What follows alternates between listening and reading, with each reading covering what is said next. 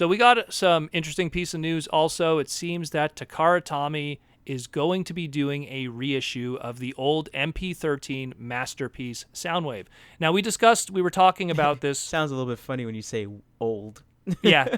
Well, like to me, it's like that thing is still in box and it's still awesome. How is that old? it's one of the best Masterpiece toys in terms of like I have nothing to complain about it. It's just flawless in a lot of ways. We were discussing when we were talking about the Hound a couple of segments back how Hound is going to be coming with a key ring with a spinning key for a cage. Now, I know that when they released Sunstreaker, his masterpiece, they went out of their way to reissue the old Sideswipe to kind of be a companion piece for that. Now, in this case, we have Masterpiece MP-13 Soundwave, the Takara version. It didn't come with Ravage, this version. The American version did. But here's the thing. Another segment that we also talked about was the Bernstein conference. And in the conference, they also had an image of Masterpiece Soundwave in it. Exactly. So there is a possibility, don't take my word for it yet, but there is a possibility that aside from Takara-Tomy getting the reissue of this, we might also see an American stateside reissue too.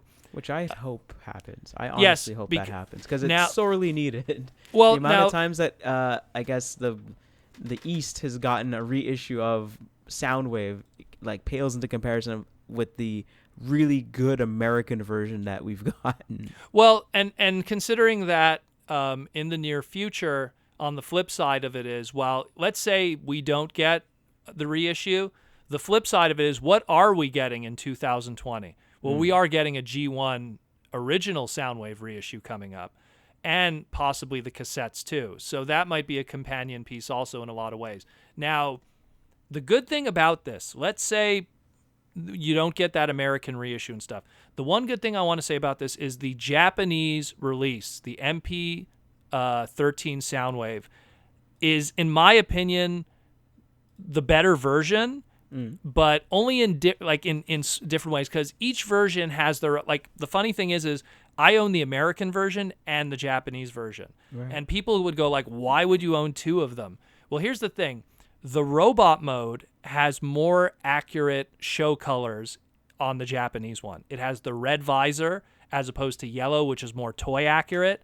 And it has little details here and there that make it more show accurate in terms of coloring. The negative that I didn't like about the Japanese one was that it only just came with one cassette. It just came just with the Laserbeak.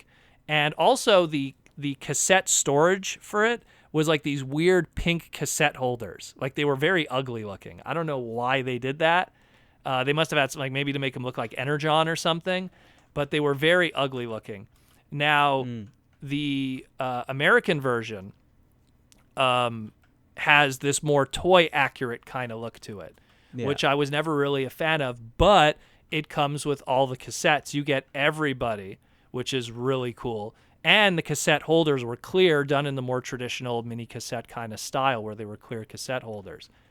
It just, to me, the better version of the two really at the end of the day still is the Japanese version. And considering that we're getting a reissue of that one, that makes me happy because it gives people an opportunity to get that perfect Generation 1 Fluoro Dairy colored version.